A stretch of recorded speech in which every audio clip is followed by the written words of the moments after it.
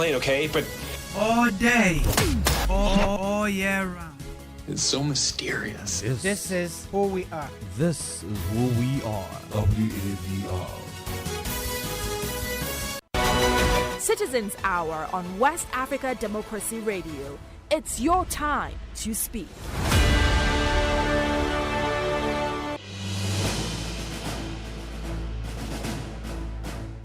Indeed, it's your time to speak. Hello there, and thank you for joining us on this edition of Citizens Hour, your democratic citizens engaging and current affairs radio program. We are coming to you live from West Africa Democracy Radio, 94.9 FM Dakar. We also stream it live on WADR.org.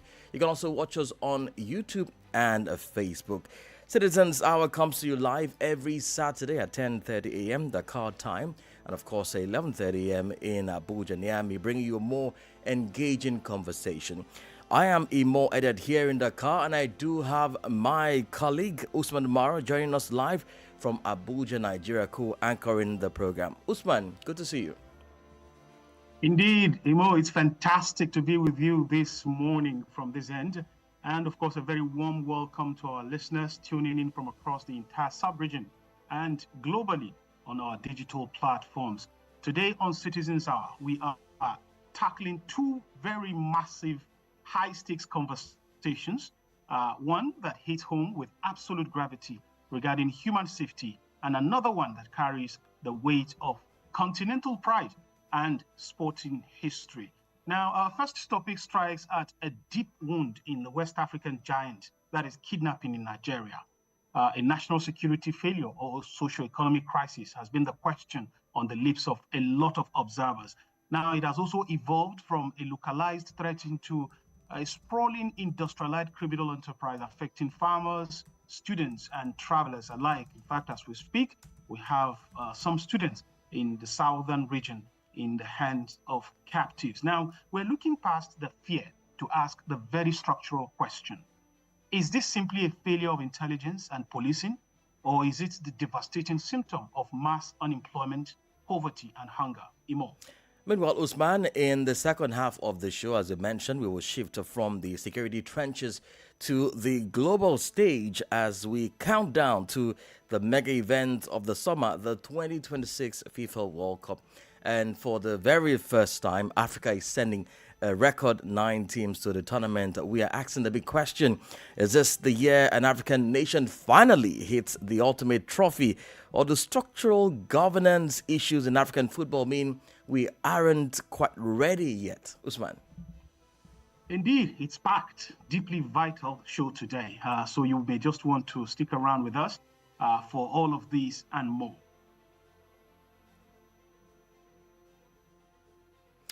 All right, if you're just joining us, this is Citizens Hour coming to you live on West Africa Democracy Radio. We're also streaming live on YouTube and Facebook. You can be part of the conversation by dropping a message in the comment section.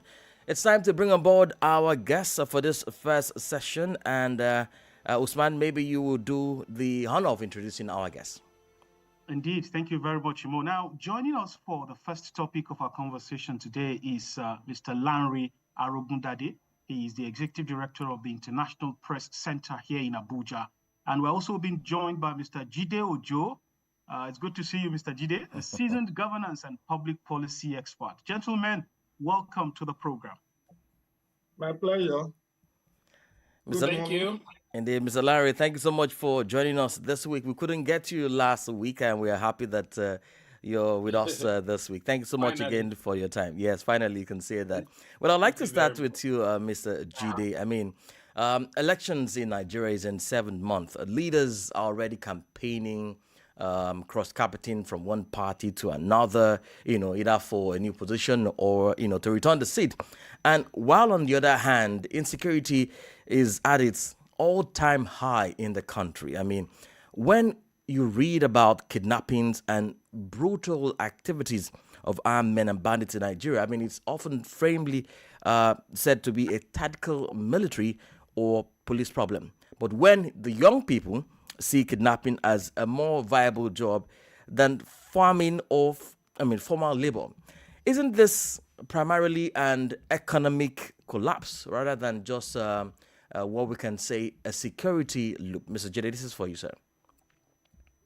Thank you, Imo, and good morning, my brother. Good morning, sir. Umar. So, for me, you see, this issue of insecurity has become a very serious criminal enterprise that some hoodlums and scoundrels have cashed in on as a honeypot for them to make a daily living. And I don't know what other business you can do in Nigeria today, legit business that can pay you the huge sums of money that these criminal entrepreneurs are making. You hear before the travels of Kaduna State Governor El Rufai. I think, that Mr. Jide, there is State, something wrong with your microphone. I don't know. Maybe it's network. We can hear you. Okay, you're back. You're back. You can go ahead now. So Malam El Rufai, before his current travels, did say that Kaduna State Governor is paying billions of naira to, bandits in order to ensure that they do not constitute nuisance in Kaduna State again. Of course, Senator Sani, the governor, debunked it. But later we heard that even El Rufai himself was paying this criminal entrepreneur when he was governor of Kaduna State. Now we have had several so-called mediated amnesty deals with bandits in Zamfara, in Katsina, in Kaduna. I think I know of those three states. But in spite of the offer of amnesty, these bandits have not ceased or stopped their nefarious activity. And people have said sociologically that these people have been incentivized. They have seen this act of banditry as a very good honeypot that can yield. And that's why they are going for the vulnerable communities, because they know that these people cannot on their own afford to pay the ransom. So government will pay ransom on their behalf.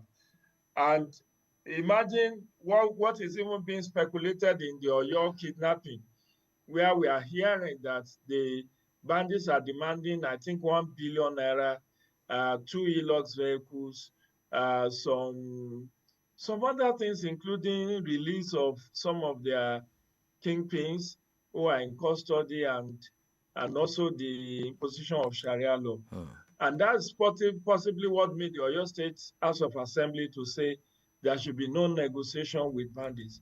So I'm taking it from that sociological point of view that the government has enabled these people because of its weakness to deal with them ruthlessly.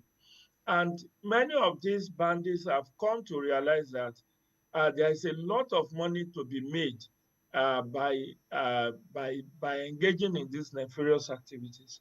Assuming that the state had been able to curb it, nip it in the bud by ensuring the apprehension and dealing with these criminals, maybe we will not have had it festering the way it has festered. So the point is, I don't think we are even at the peak of insecurity yet. In the coming months ahead of every election, we know that these things do happen. And the other thing I need to flag is that there is also political coloration to this. Opposition ruling party, there will always be that brickbat about who is sponsoring what. The opposition will want to delegitimize and make the incumbent unpopular, and the incumbent will want to blame it on the opposition, which is what we saw 2014, 2015, when the Chibok abduction took place, and the opposition blamed it on inactivity and incompetence of Goodluck Jonathan's administration. And from that time, if you look at every last 6 months, 1 year, 6 months to election, you have a surge in criminal activities because there is that political angle to it is such that the opposition, even though I do not have the facts, but you can also see what the former Ekiti State governor has said, Indeed. that there may be more to the Oyo abduction, that it's politically motivated, even though I will have expected the SSS or DSS to have invited him to provide, and it's not only Fayose that has said that. Okay, let me land on this, Umar. Let me land on this, Umar. All right, sir. You know, it's not only Fayose. Fayose was more pointed to accuse the Oyo State government. But there's this Yoruba Nation activist, Sunday Igboho, who has also granted interview to say that he knows the sponsors of these abductions. So what I'm saying is that there is a political, there is also economic angle to insecurity and insurgency that is currently plaguing Nigeria. All right. Thank you very much for that very elaborate contextualization of our conversation today. Mr. Lanre, thanks for being very patient there. And my question is going to be for you. Just some few months ago, I was part of a delegation of the Chief of Army Staff media team. We went on a tour to the northwestern region, Katsina, Zamfara, and Sokoto states. And I took out time to just do a census with secondary school students. And I mean, secondary school aged children. And it shocked me to find out that majority of the young people I asked on what actually they look forward to becoming in the future, very innocently, majority of them answered that they want to become kidnappers. I am telling you this. They want to become kidnappers. And they say this with evidence because they have people they point to within communities who are living large, living very good life. And those people are either informants, collaborators, or actual bandits living within communities. And this has been the question all along. Mr. Lanre, are we at the tail end? Have we reached the zenith of this issue? And is there a way for us to come back from this? If young people can begin to think in this direction. Well, it's a big problem that we do have on our hands here in Nigeria.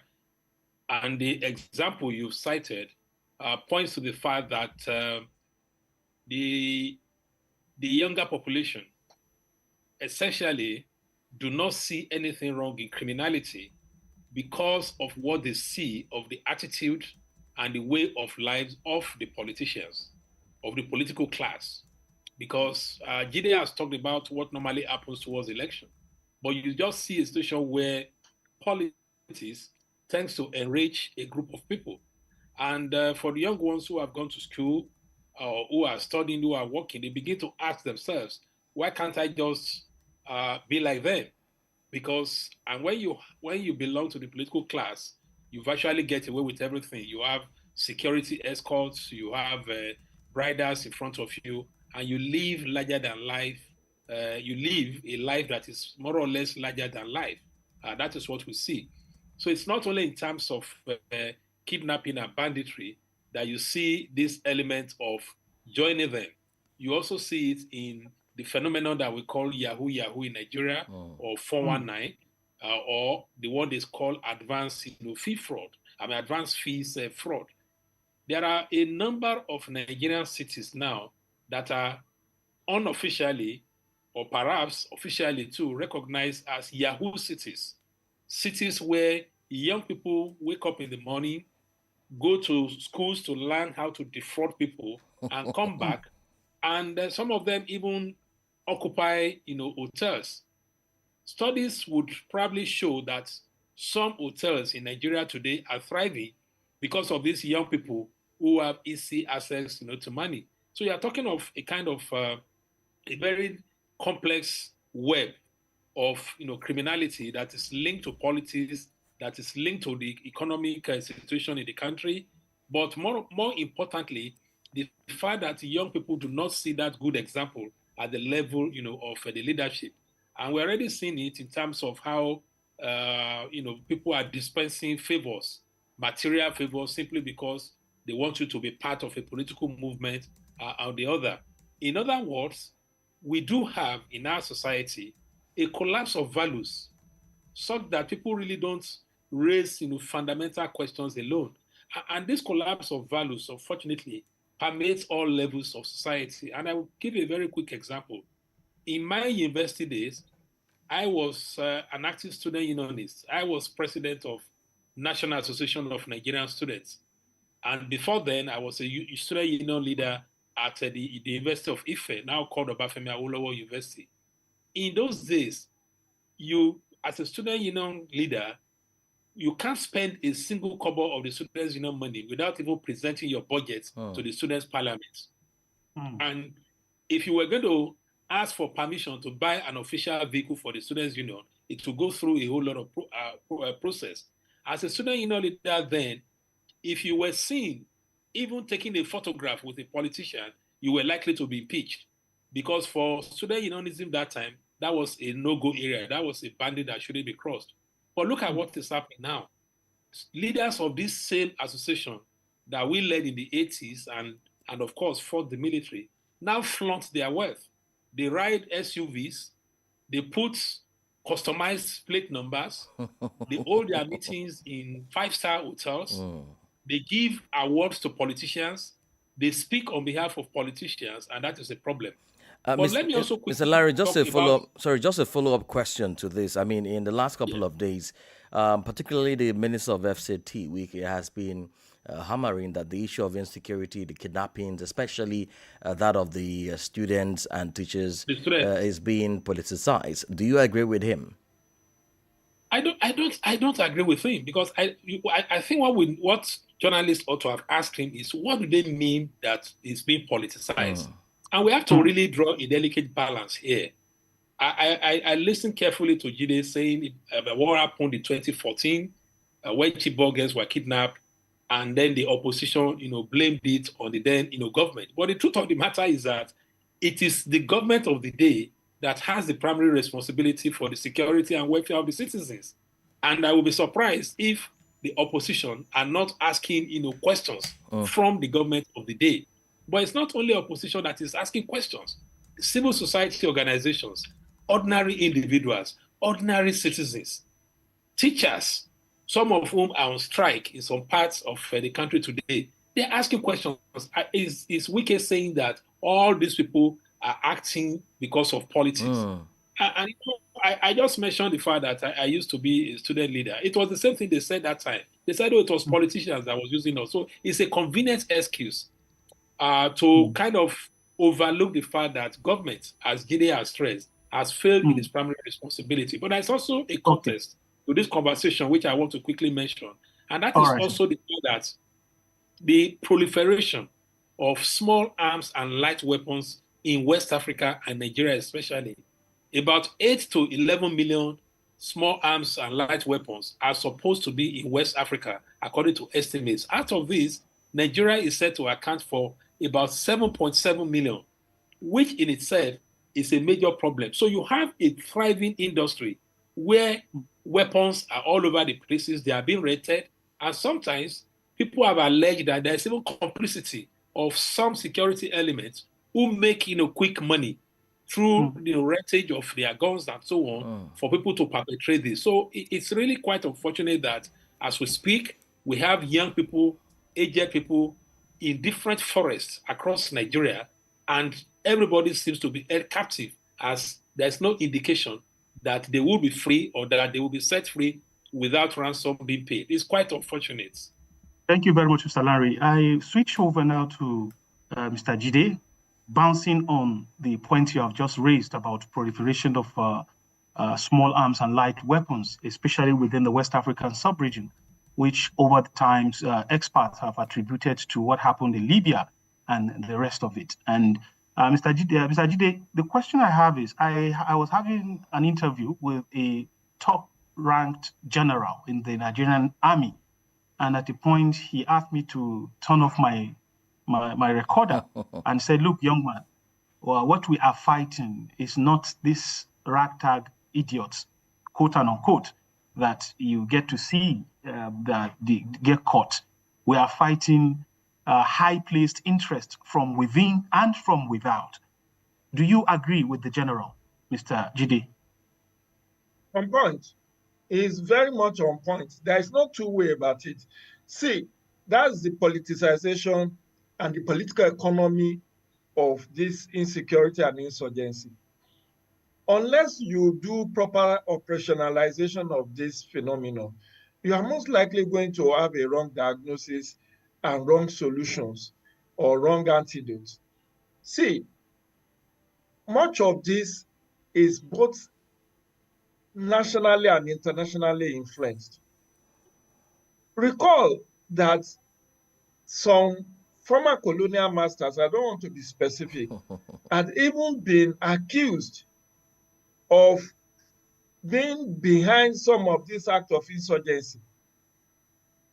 We know that ISWAP is a branch of ISIS. ISIS is Islamic State for Syria, Iran, and Iraq and Syria, I think. So there are external funding coming in. There are barons. There are, enablers. Even within our banking system, some of the ransom are channeled through the local banks. So there are more to it than meet the eye. The general is very spot on to say in fact, when you see even people who are kidnappers, for some of them who are unfortunate to be caught and are paraded, you look at them, they are not looking decent or robust, they are not looking healthy. They themselves are not looking like somebody who is a major beneficiary of the proceeds. So it then means that these boys are hirelings who goes to do this business on behalf of their masters. Then the masters get the ransom and pay these boys. That's number. Number two, we need to also know, as a rider to what my Egbon, Larry Daddy has said, it's not just what has enabled the proliferation of small arms and light weapons. Because the whole of Africa has artificial borders. We do not have surveillance. I recall way back in 2017, the immediate past administration of President Buhari awarded multi-billion naira surveillance contract. I think it was Vice President Yemi Osinbajo at that time who sat in for the president when that contract was awarded. I think it was about 34 billion as at that time that they were going to use it because the Nigerian Immigration Service said there are over 1,400 illegal entry routes into Nigeria. 1,400 illegal entry routes. And Nigeria only have official border in about 86 across so when you hear of Seme border, you hear of Badagry, you hear of Idiroko, you hear of those ones are just the few that are manned. For most part, over 1,000 of them are unmanned illegal entry routes, where it is very easy to bring in small arms and light weapons and exit with it. So if we know this problem, way back from when Paradigm was the National Immigration Controller General, they called them, David Paradigm, at that time, at a public function said there were over 1,400 illegal entry routes into Nigeria. What has successive administration done to make sure that these illegal entry routes are either blocked or properly there are checkpoints mounted in those places? How much of surveillance are we having for our boundaries with other countries? That's why all effort at multinational joint task force has not been very successful, because we know that this is not a problem that Nigeria alone can solve. Even the so-called band, in fact, the arrest in the press release that was made by Nigerian military this week, where they said about 6 people were arrested. The kingpin is a Nigerian, and some of his enablers were in Nigerians who are getting the logistics, ammunition, and all of that, and transporting it within Nigeria for him. So there is an international dimension to this challenge, but government is just not doing enough. I think they are just comfortable with having their own armor-plated vehicle. Yeah, Mr. Jide, let me come in here and start off the debate of state policing. And I would like to ask both you and Mr. Larry this question. A lot of politicians and even lawmakers, have opined that the only solution to this problem in Nigeria is state policing. And do you agree with this? Because the framework and every legal thing that needs to be done for that to be established is taking longer than it should. Mr. Jide, over to you. So, the truth is, it's not one size fits all that will help us to defeat terrorism, banditry, and insurgency. No. State police, I have written in my column in The Punch severally in support of state police. But Nigerian police force is not in agreement. They said, and why is that we so? do not need state police. They said, because it's going to break their own honey pot. Much of the security votes that the governors earn, they share with Nigerian police, buy them operational vehicle, give them welfare support, buy them communication gadgets. So the moment every state has their own police structure, they will stop to fund or support the federal police. So they were very reluctant. In fact, it was part of the reason we were told from grapevine sources, it was part of the reason why the immediate past Inspector General of Police was relieved of his position. Because he made an open declaration that Nigeria does not need state police. And the current one, Tunji Disu, set up a committee that was asking for, is it 2 years or 6 years within which this will be done. And we know that time is of essence. But let me say this. The biggest elephant in the room is not even amending our constitution to have state police. The biggest elephant in the room is, would this state police, when finally established, would they be well resourced? Would they have personnel? Would they have equipment? Would they have barracks? Would they have welfare? Because part of what is dampening the morale of our current Nigerian police and troops, armed forces, is because of lack of welfare. Imagine Nigerian troops fighting Boko Haram are being paid 1,500 meal allowance. In fact, it was only when Senator Ali Ndume came on here and challenged the authorities that they now quickly increase it to 3,000 naira per day for as meal allowance for this. And then you see some of them retired, their pension and gratuities are not being paid as at when. That is also a disincentive, because they will not think about whether they should not take care of their old age by Mr. Let me cross over to Mr. Larry to have his thought on this state police matter. Mr. Larry. Well, thank you very much. I hold a very, slightly different view of state police because the big question for me really is that even without state police, we have had a creation of various forms of state-supported, militia, if I can use that word, quote and unquote. So in the Southwest, for example, almost all the states do have what is called the Amotekun outfit. And when this outfit was launched, there was a whole lot of enthusiasm. And the philosophy driving it that time, obviously, was the philosophy of, it's a particular ethnic group that is sending terrorists to take over our land, and we needed the Amotekun forces to go into the bush. So they have it. They are funded by state governments. They have vehicles, they have ammunition, they have weapons. But the reality today is that in these same states, they've not been able to deal with banditry, because the current theater, banditry is all over Nigeria, but the current theater of kidnapping and all those kind of things happens to be the Southwest. So if these state-backed Amotekun have not been able to achieve this, what will state police really achieve? Everybody out there on the street, naturally, because of the level of insecurity, will say, oh, let's have state police. It's desirable. And I wouldn't say that it shouldn't be. But what I would then say would then be, what would be the structure? How will it be controlled?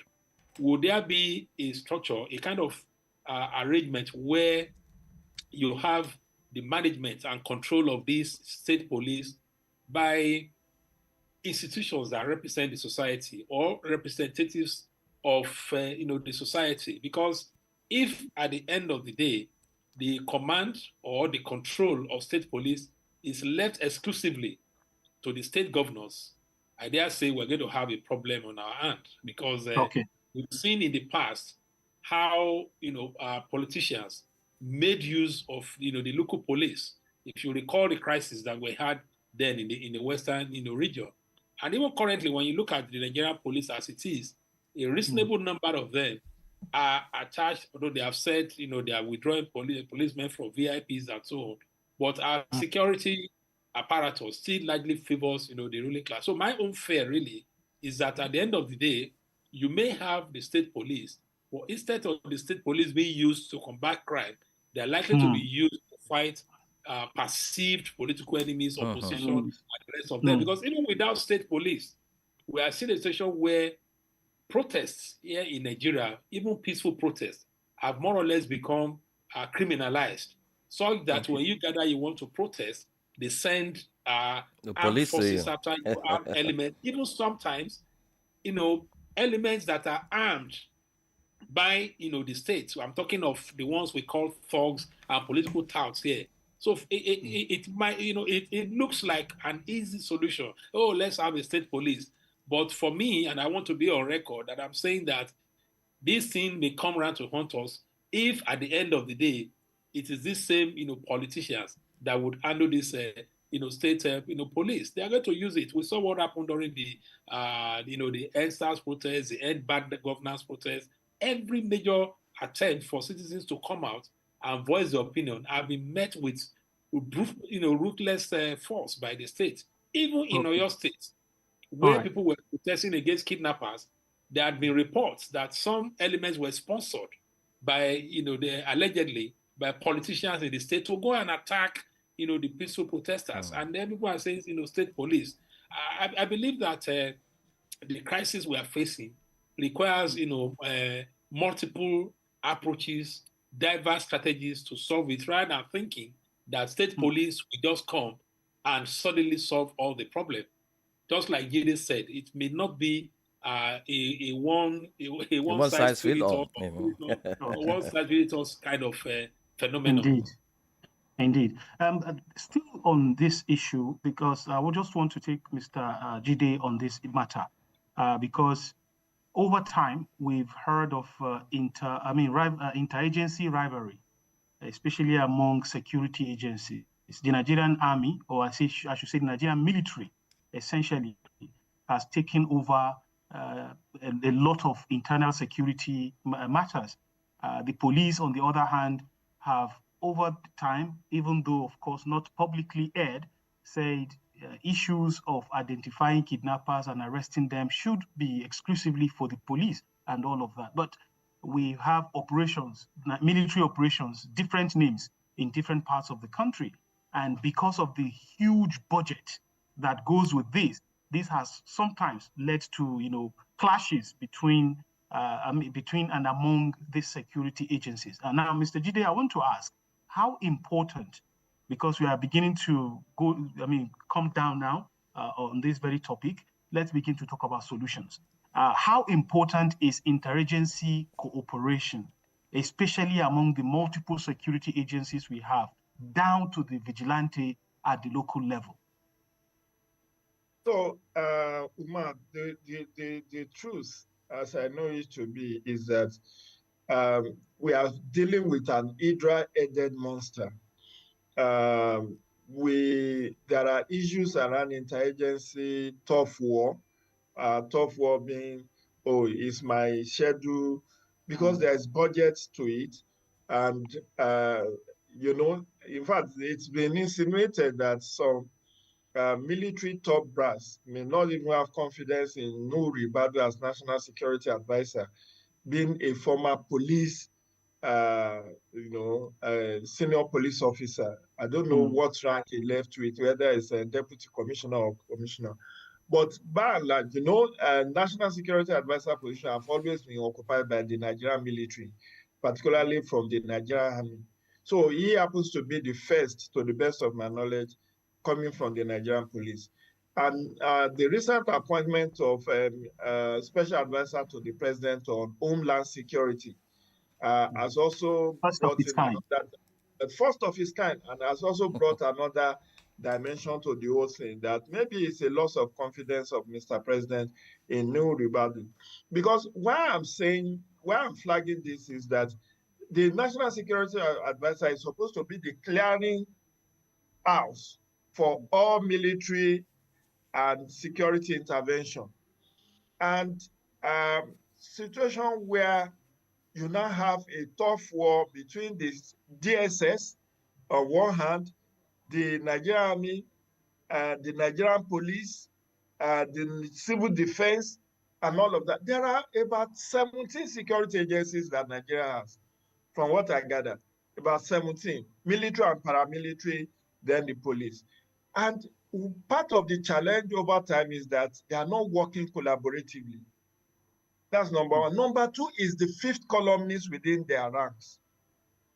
I don't know, Uma, whether you watched the footage of Zamfara State Governor, that he had a state executive meeting, now a security meeting, and within 5 minutes, of concluding, the kingpin in the forest already knew what was discussed. And remember that former President Muhammadu Buhari admitted that in his cabinet, there are sympathizers of Boko Haram.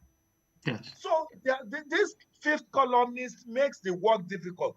In fact, did you know when Brigadier General that was allegedly murdered by the insurgents, that they said the coordinate of his location was intercepted? That somebody gave that information to the bandits, to the terrorists. To the terrorists. So it's another challenge we have within our security and defense sector. Issue of fifth columnist. My Egmonlare has said about some of the police and security agencies, some of them have actually been caught and tried, that were caught selling arms and ammunition to insurgents. I think there was a Major Akubo who was said to have sold some arms and ammunition to terrorists in time past. So, issue of interagency rivalries, Mr. we need to deal with that. Yeah, let me come in here. Issue of fifth columnists within the ranks of our security and defense sector needs to be dealt with. We must have proper framework for state police. I know that there are concerns about the efficacy of state police as one of the solutions, but we can't run away from it. Well, Mr. Jide, let me come in here because of time. Let me come in here because multiple policing systems. All right, Mr. Jide, thank you so much for that. As we draw home the curtain on this session, I'd like to throw my last question to Mr. Lanre. Well, I mean, we've talked about the politics ahead, the elections around, and people are campaigning already for the election coming up in 2027. Do you think that government handling of the security issues, especially the kidnappings and banditry, will at one point significantly influence what may turn out in the elections in 2027? Well, I think so. I think it may have some implication for the attitude of the people, and this could be in a number of ways. First, it may affect the trust and confidence that people have in the current government, because essentially, even though attempts have been made to shift the blame to state government, but people are saying, when we had this kind of situation in the past, everybody asked the federal government to do something about it. So that could be one, implication. The second implication, however, could also be a general lack of trust in the current, political class. And for your state in particular, people have been disappointed that there seems to be a kind of, politicization of state response to the crisis, such that it will seem as if the state government or the state governor it's working, going this way, and then the federal government through its security chiefs are going the other way. In other words, they're working in parallel instead of jointly working together. So people, working in tandem. So we are seeing a situation where, you don't really see a kind of, synergy between them. So governor visits, the federal delegation visits, instead of them working together, putting heads together on what to be done. And I was going to mention in relation to what you said about the rivalry that when it comes to election, in Nigeria, you have what you call the Inter-Security Agency on Election Security. And why don't you have that kind of thing when it comes to this terrorism and banditry? I'm not saying maybe it doesn't exist, but it's a structure that needs to evolve. There has to be inter-agency, cooperation, strategic cooperation to be able to deal, with this problem. Now, the third likely implication of what is happening is that it may then lead to what we normally call voter apathy here in Nigeria, or low voter turnout, because people, primarily, the first thing that will concern the people will be their security. So where you have this kind of atmosphere of fear, and knowing that sometimes too, our politics comes with violence, people out of general disappointment may just see no reason in voting for anybody. So one implication could be that there may be a significant low turnout of voters when it comes to 2027. I work in the civil society sector. We have a civil society network on election integrity. And can anybody go out there now and go and talk to people about, your civic responsibility, voting? You might even be stoned, because people would say, what are they saying? Which election? How about the children in the bush? So this is something that is really haunting everybody. And I just want to say that it's good that the West Africa Democracy Radio is having this kind of conversation. I think the media in Nigeria, in West Africa, in Africa, needs to wake up to this huge responsibility. We need to hold leaders accountable. We need to do more of that. Otherwise, the future could be very, very scary. Thank you very much. Thank you. We sincerely thank you. My last question to Mr. Jide for his last thought will be, what should we begin to do to begin to see changes? Because from what Mr. Larry has said, it seems that there is a serious threat to democracy's future in Nigeria if things continue this way. What should we begin to do from the government, media, civil society, and everybody? Mr. Jide. Well, the work is cut out for us and for government too. In my column in the Punch newspaper, just 2 weeks ago, I wrote about the need for improved security and welfare for Nigerian citizens, because that's the constitutional charge. That security section 14 subsection 2B of the Constitution of Nigeria says security and welfare shall be the primary purpose of government. So whether at national or subnational level, any government that cannot provide welfare and security has failed signally. There is no two way about it. And we need to call them out. But I think part of the challenge we've also had is the political economy. How do we deal? We've called for, one thing I must not forget to put on record here is the fact that one of the opposition party said the capital vote for 2025 for Nigerian military, only a fraction of it was released. Less than 10%. I think they were insinuating about 7%. And I hope it is not true, because this is part of the challenge of politicians. You earmark 500 billion, 1 trillion, and then end of the year, you start hearing the story that, there was no inflow. You remember that most of the ministries, departments, and agencies last year said that they didn't get any capital vote from their budget. And we cannot trifle with security and make them subjected them to this kind of no money in hand.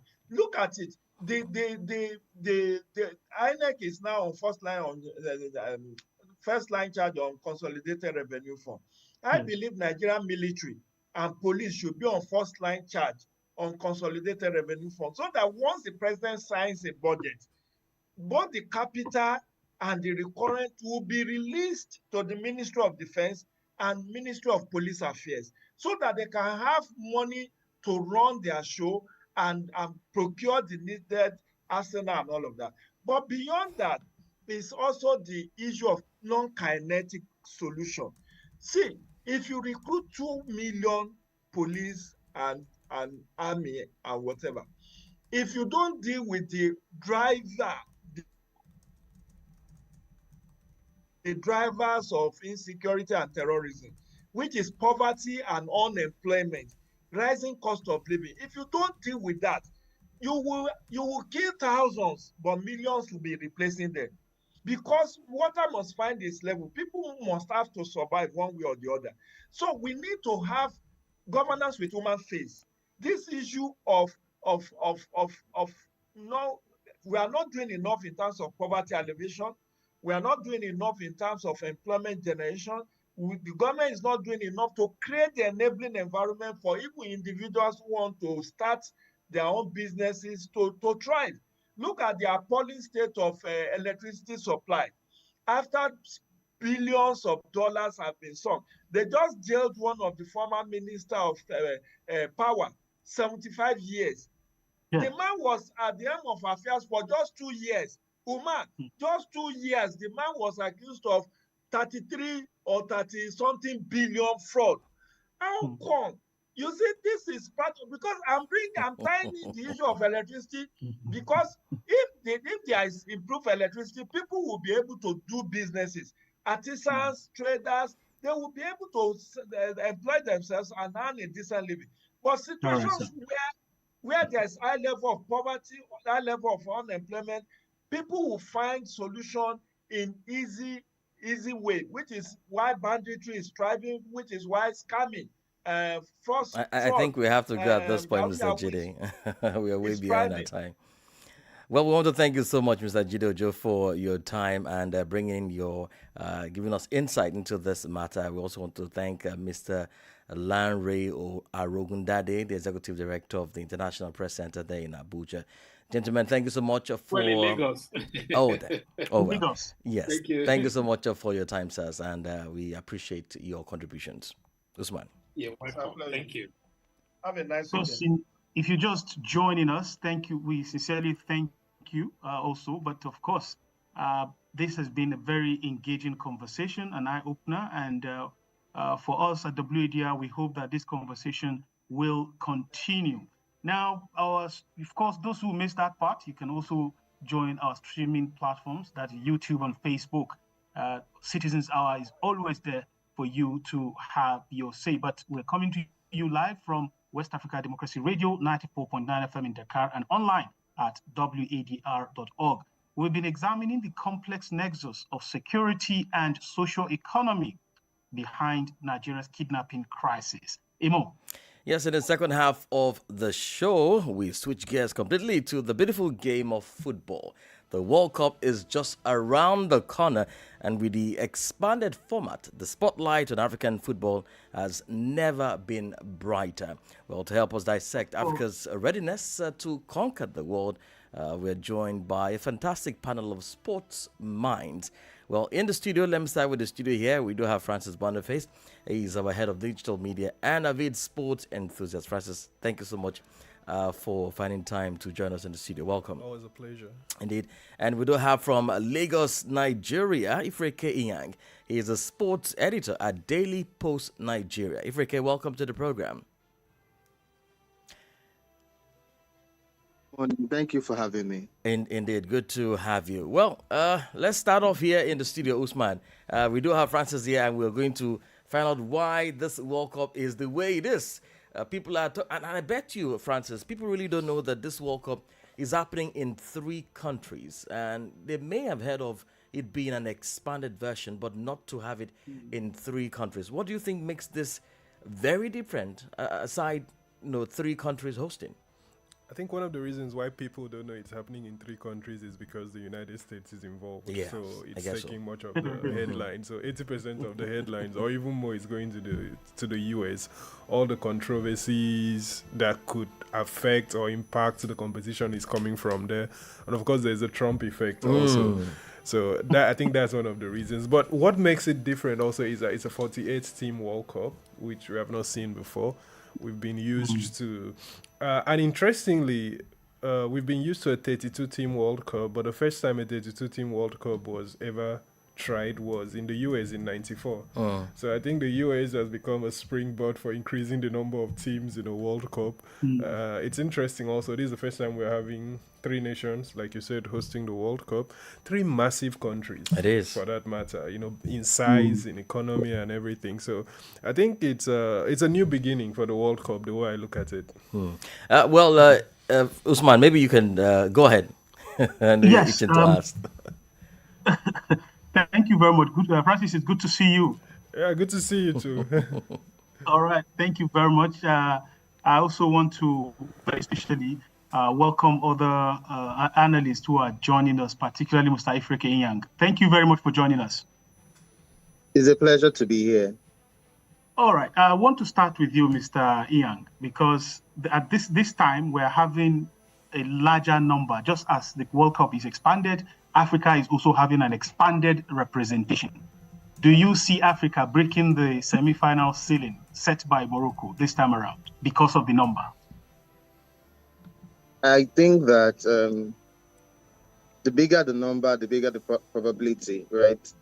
That's what mathematics will tell us, that to stand a chance, like you need to have more representation in the pool, the entire pool. So I do think that Africa, I mean, if we look at the 2022 World Cup, right, it almost happened. It almost happened, I think. I think Africa, I can't remember, but I think Morocco finished in 4th place. I can't remember now. But we've ever inched so closer to breaking that dock, and this time around, I think that, African football is set to prove itself on the global stage in a way that we've probably not seen it, because the teams are better, the players are better, and some of them have like fantastic managers. So there's every chance for an African team to make it even past the semifinals. Thank you very much. I also want to use this opportunity to welcome Mr. Wole Opatola. Are you here with us, Mr. Wole? Mr. Wole, you may have to unmute your microphone. Yes, I am here with you. Thank you very much for having me. And it's Dr. Wole Opatola, actually. My apologies, doctor. My very sincere apologies, Dr. Imo. All right. Well, Dr. Wole, let's talk about the FIFA ticketing system, which has come heavily under fire. Just before we came on air, we were talking about ICE officials being around the stadium and how the ticketing is expensive, and people who really want to be part of this tournament, and it's making it very difficult for people. Do you think FIFA has been fair in the price tagging for tickets to this tournament? To be honest, I think that FIFA have gone a little bit overboard this time around, in terms of the prices for the tickets to the World Cup. I mean, you can't believe it that for you to watch England, for example, at the World Cup, you have to pay as high as $3,402, Yeah, just for you to, to watch England, your beloved country, I mean, that's unbelievable. You can't even believe that some tickets are going as high as $11,499, just to watch a World Cup game, So, I mean, That's ridiculous. That's very, very ridiculous. You know, I mean, tickets for the World Cup have never been this expensive, you know. And you have to look at the fact that it's not even about the tickets to watch the games alone. You have to look at tickets to fly. You are coming from Africa, South America, North America is so far from us. So you can imagine how much people have to shell out from their pocket for a return ticket to Canada, to the USA, or to Mexico, or Mexico, like they like to call it. You get what I'm saying? Yes. And then it doesn't end there. We are also looking at accommodation. Look, hotels right now are so expensive, it's so ridiculous. You know, you can't blame them. They also see it as business time. They know that they probably won't see this patronage again until maybe the United States is hosting any other sporting events, global sporting events at that. So hotel rooms now have gone 1,000%. I've seen 1,000% increase. So fans are not only battling with ridiculous entry tickets to the stadium, they are also having to battle with flight tickets. This is summertime. Everybody knows that flight tickets go up during the summer. And then they are flying to North America. They are not flying around Africa. Maybe it's Morocco hosting, you understand, or South Africa hosting. No. And it's not even in Europe, because Europe, some African countries are even close to Europe. Morocco, Tunisia, Algeria, all these countries are so close to Europe. No, they are going to America, North America, South America. Very, very difficult situation, you know. So all right. It's a big issue for fans all over the world, but for us in Africa, it's a big dilemma. Indeed. Let me come back to the studio here, Usman, and take on Francis. There have been some concerns. The World Cup is over a month longer than usually it is. And some critics are saying that it may dilute that excitement we usually get during the World Cup. For instance, what we saw in Qatar, that excitement was there. But that is not the case in this World Cup. You think the elongation, the duration may also affect the interest of people in following the tournament? I don't think so. I think football is a very emotional endeavor, and there's always a lot of analysis before every tournament. But the funny thing is that by the time the tournament comes along, we don't even remember some of those analysis. And we wouldn't want it to end. Yeah, exactly. We're all soaked into the emotions and wanting a particular country to do well and enjoying the journey, and also enjoying the things that happen by the side apart from the football, you know. So I think it's just normal to discuss about possible concerns about how long it's going to be. But once the kickoff starts, you don't even think about all that again. And just to go back to what the other analysts were saying, I also feel like I quite agree with the ticketing and the pricing being so high. Yeah. But I also feel like FIFA has been spoiled. How do you mean spoiled?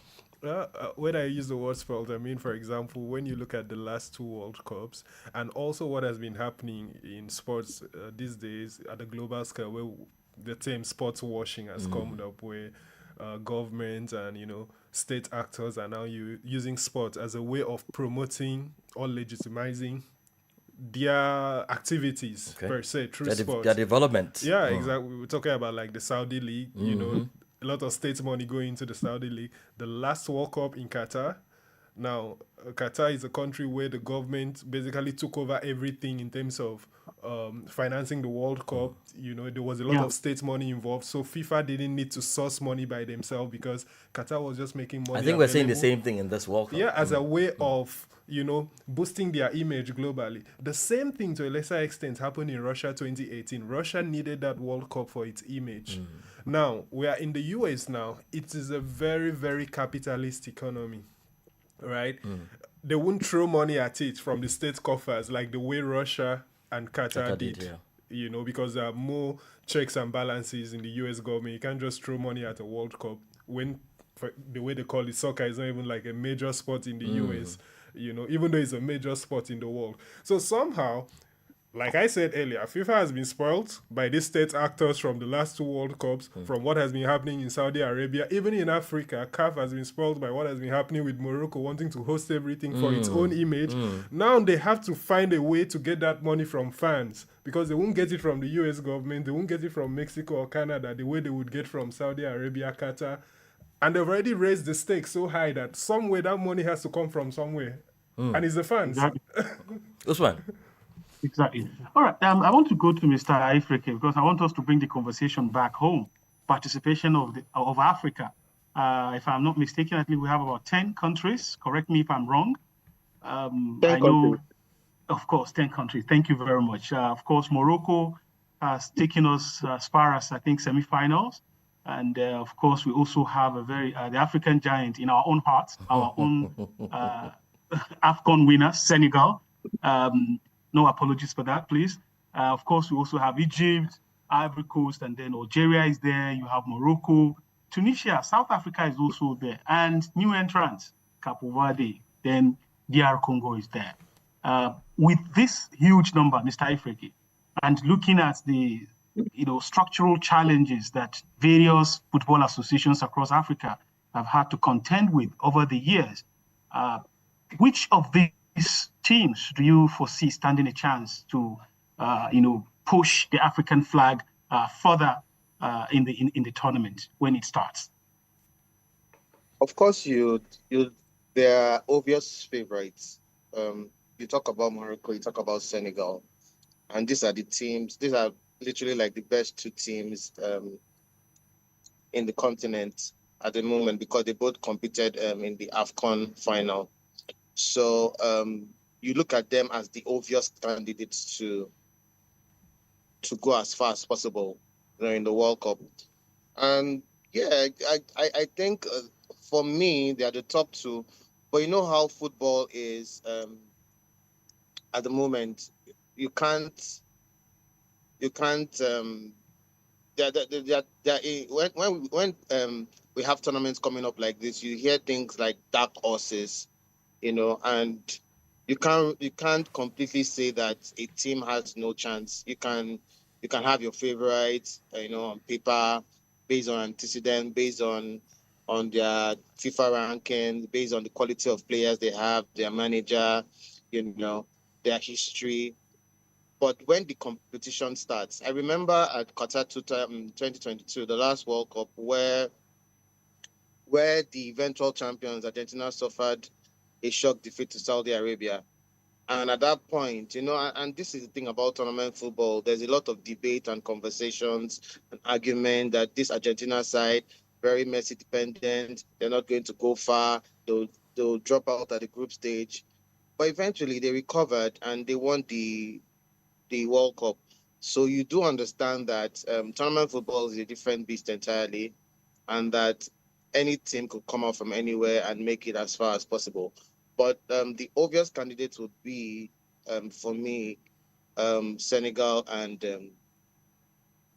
Morocco.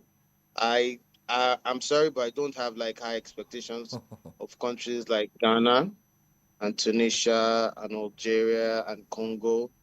I just feel that they qualified because they were the best in the African groups. But on the world stage, I think they'll be found out and might not go very far. If we don't start a battle that we won't be able to end and let our Ghanaian brothers come for you. Just an opinion. Well, Dr. Wale, let me come to you. I mean, you will be at the World Cup. And what are some of the challenges you have seen so far that may hinder perhaps your participation at the early start of the tournament? Well, I think that we shouldn't anticipate that there's going to be any issue, you understand? Because obviously, we are going into advanced world, and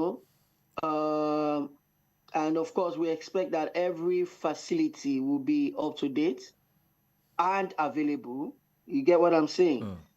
So To be honest, I do not anticipate that there's going to be any issue whatsoever, because as a journalist, when you are covering a competition, perhaps um, like a World Cup, for instance, the first thing that goes into the first thing you have on your mind is how you are going to send your reports back to your media organization. You know, be you radio, be you TV or written press. The first thing is, will you have internet? You know, because without internet, you can't do anything. You know, but then it's Canada, it's America. You know, this is where perhaps you have got the best of the best signal strength in terms of internet and all. You know, and there's been situations whereby even when they are available, you have to buy with your money. But in a situation whereby you are looking at America, you're looking at Canada, Mexico, then you're looking at it being provided for you free of charge, courtesy of the fact that you are an accredited journalist that is covering this event. You want to see if there are phone lines ready for you to make calls when needed or if need be. And then you are concerned about transportation, because you have to be moving from different venues, from one venue to another. For example, you're in Mexico, you have to move from Mexico City to Guadalajara. You understand? You have to move to other cities in America, New York City, New Jersey, Houston. You have to move to Atlanta, you know, Chicago. So how effective is the transport system? And what will be the transport time? You are moving to Ottawa, you are moving to Toronto, you understand, you know? So all these things are usually what goes on in the head of a reporter who is going to cover an international event. But then you want to look at the fact that they've got great train systems. The aviation system is also top notch. And even when you decide to go by road, although America is not really big on road transportation like that, you understand, it has to be, if you're not flying, then you're going by train. You know, same as Canada as well, you know. So honestly speaking, for a journalist covering the World Cup, it looks like it's going to be very, very easy this time around. You are not likely to be faced with any of those usual problems that you are looking at when you are going to a third world country, a struggling country, you know, and things like that and all that. Very well. Usman. Thank you very much. Let me come to the studio.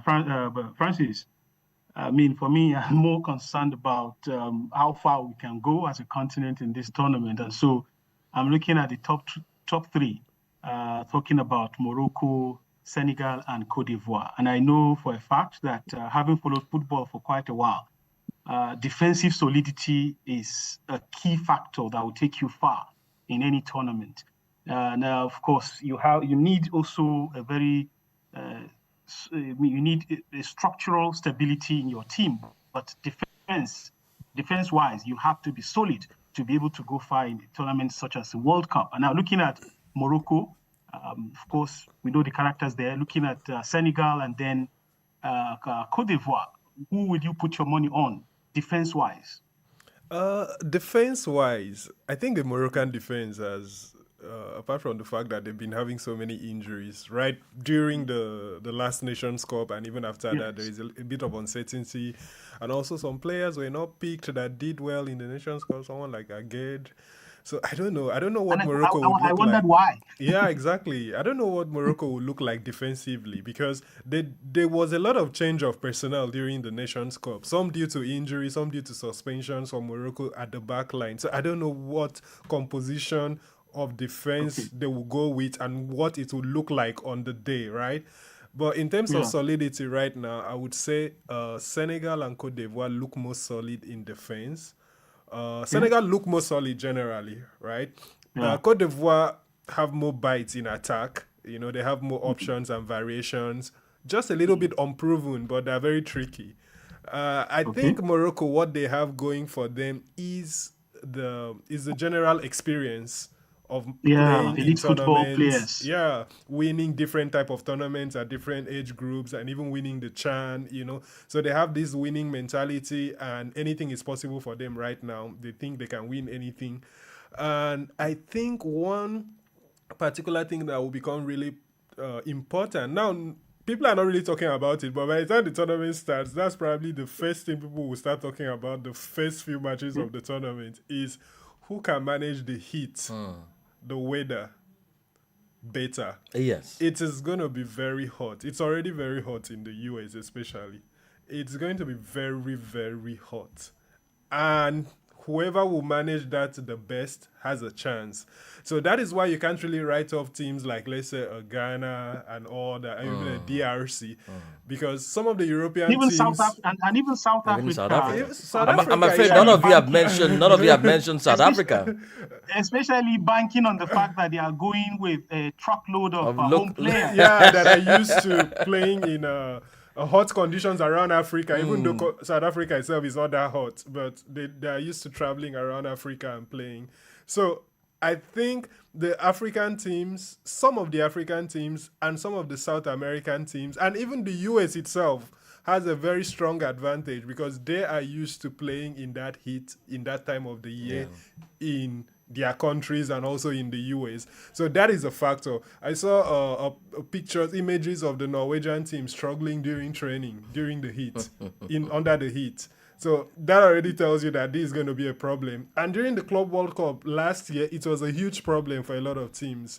So I think that's one factor we need to think of. And that may help some African teams, probably. Well, let me bring on board Dr. Wally. The guys left out South Africa, and I'm wondering why. In as much as the coach has said that he depends more on the local team, can they perform wonders like they did at the AFCON?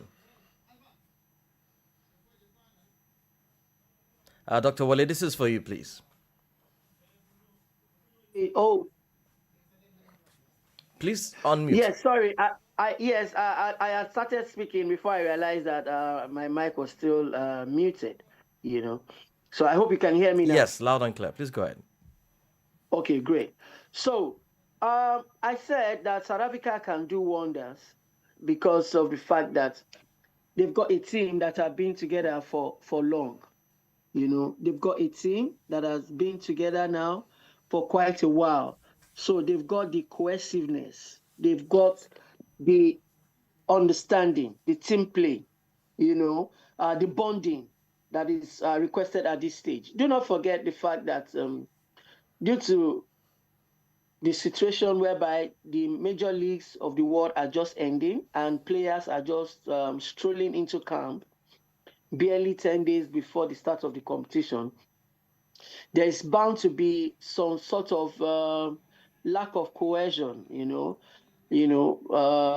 terms of team play and all. Unlike in the past when teams usually have up to about 1 month to train before the tournament, and then there's team blending and all that. Look at the Nigerian team, for example. We used to have about 1 month to prepare for the World Cup. So they take them to Papendal, or they take them to Faro in Portugal, Papendal in the Netherlands, and all that. And then, so that's where the South Africans this time around are having the advantage. Because this team has been, look, it was the same team that they took to the Africa Cup of Nations last time. Yeah. It was the same team that went to the Africa Cup of Nations 2 years ago as well. So they are playing as a unit. They are playing like as a football club, not even as a country. Like Spain used to be known as Spain FC, Spain Football Club, So look at the exploits of South African teams on the continent. You are looking at Orlando Pirates, Sundowns and all, Kaizer Chiefs. Look at what the South African team did at the World Club Cup Championship as well. So they have the experience and they have the exposure. And now they have the money. The South African League now attracts top players from across the globe. You have Brazilians playing in South Africa. You have Europeans playing in the South African League because they now have money due to the fact that they have several sponsors different cup competitions and all. So one other thing that they also have going for them is that they've landed themselves in a fair group. They are in Group A with the host Mexico, the Czech team, and the South Koreans. Look, South Africa should be able to fancy their chance in this group. Czech are not the top team coming in from Europe. Mexico maybe could have struggled to qualify if they were not the host, you know. Yeah. And then the Koreans, they are good. Trust me, they really are good. But South Africa and South Korea, I mean, they are practically like on the same scale. So it's 11 man versus 11 man on the field of play. And then do not forget that we also have got the weather to our advantage. Though South Africa really, they have more of European weather, but then when it's hot, it's also hot in South Africa. So they have nothing to worry about or to complain about this time around other than going there to distinguish themselves. Ifrika, let's talk about Cabo Verde, which Usman mentioned. First timer, and they did very well at the Nations Cup, and people are actually expecting them to go beyond the first round and perhaps the quarterfinals. What do you think, Ifrika? I don't know. I think we have too much expectations of these debutants. The World Cup is a big stage. It's a big stage, and I'm not ruling out the possibility of them becoming giant killers, you know, at the World Cup. But the World Cup is such a massive stage, and we've talked about the weather, and we talked about you know, the climate and all of that. But I think that ultimately the World Cup will not come down to who plays better because of the hot weather. You know, it will come down to just sheer quality, either as a team or you have individuals that are able to step up and grab games by the scruff of the neck and decide them. You know, and I do not think that Cape Verde, I mean, again, in football, you don't rule out surprises, but this is me speaking ahead of the World Cup and having no expectations that they could turn out. And I mean, I'm looking at their group and they have Spain, who are European champions, and they have Saudi Arabia and they have Uruguay. Those are very tough opponents for them, you know. I don't think that they could have gotten even easier opponent because everywhere else is packed.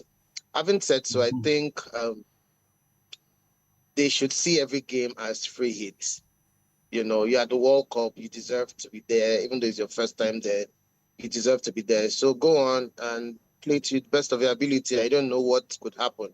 You could end up finishing runners-up, you know, from your group, and then, you know, the luck of the draw, and you find yourself just moving forward in the competition.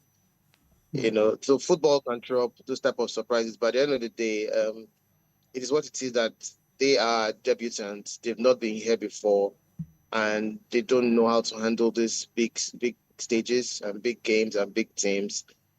But be courageous, be bold, be brave. You know, express yourself. This could be a once-in-a-lifetime opportunity for you. So don't let yourself down, and see what happens. This one. Let me go to Mr. Woli.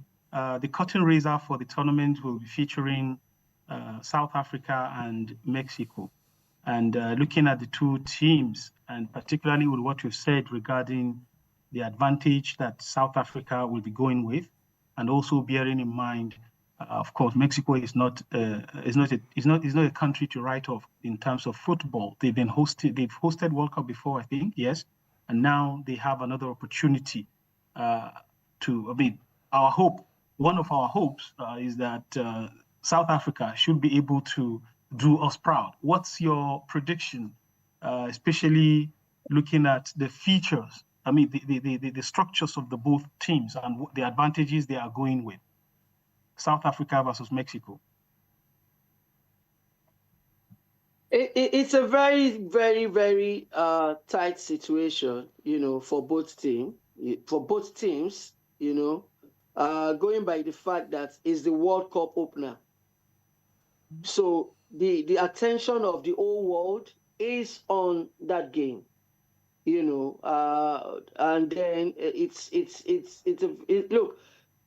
Did you know that both teams also found themselves in the same situation in 2010 when South Africa hosted, and it was a 1-1 draw.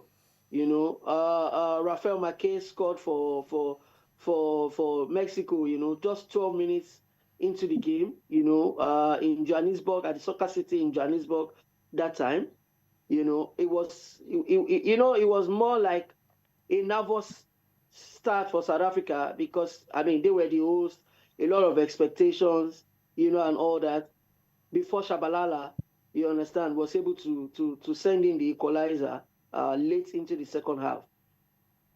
So this time around now, it's like we're having the same fixture coming down 16 years later.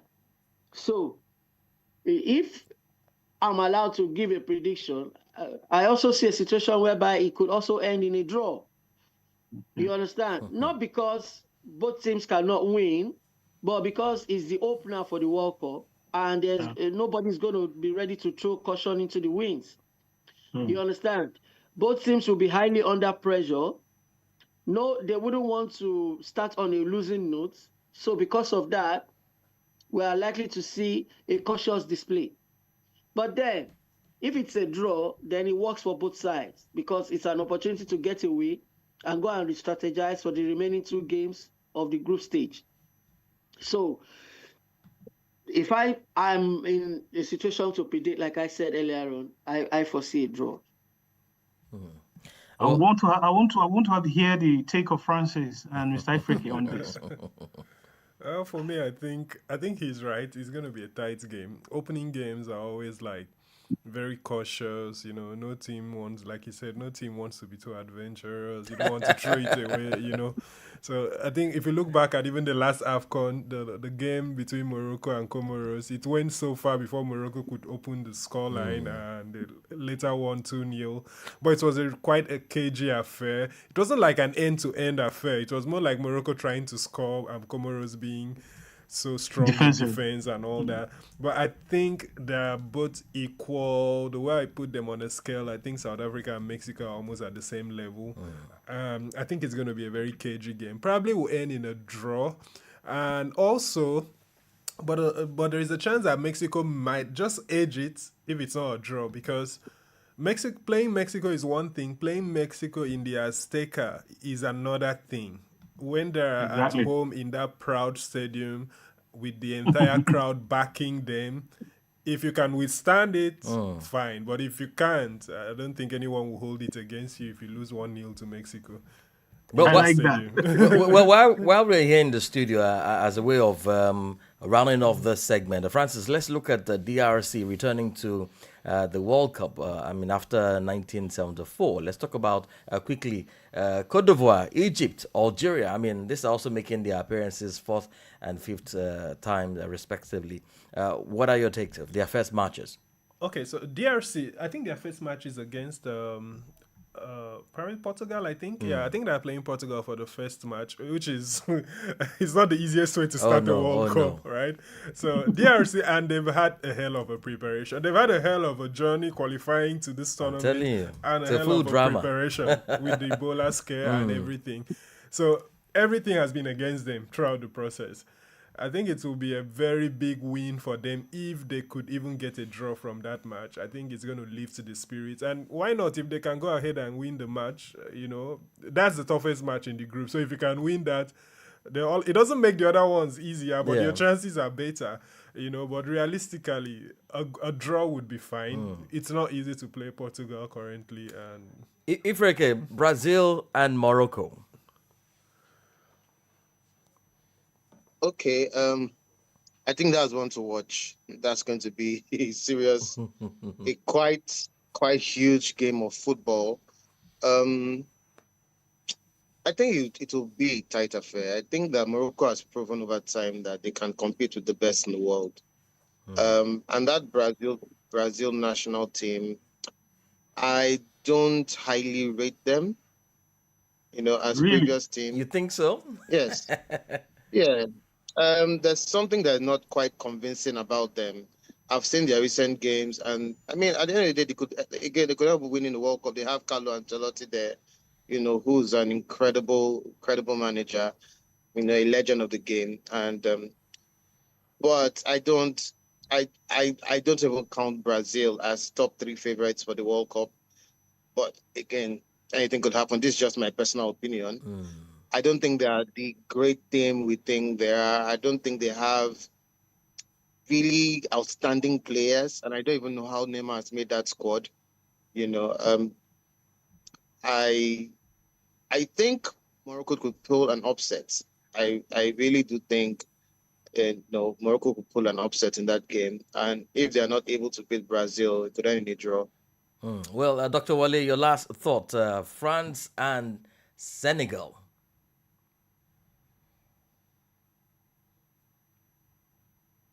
You may have to unmute your mic. Yes, I think France are in a whole lot of trouble. Trust me. Yesterday we saw them lose to Cote d'Ivoire yesterday. It was the first time the French have lost a pre-tournament friendly since 2010. And that time when they lost the pre-tournament friendly, it was even to China when they lost 1-0. They ended up being eliminated at the group stage. I don't see them being eliminated at the group stage this time around. It's just that game against Senegal, they are going to be in a lot of trouble. The Senegalese are the African champions. Forget what CAF has said. I know that decision is going to be thrown out at the Court of Arbitration for Sports. It's going to be thrown out in a hurry. The Senegalese are duly the African champions, and they didn't get there by error or omission. They are certified African champions. All right, Dr. Wale. So, trust me, I believe that Senegal, if they play to their standard, if they play to their level, if they play to their strength, I won't see it as an upset. I see them beating France. Clearly. Trust me. We look forward to that.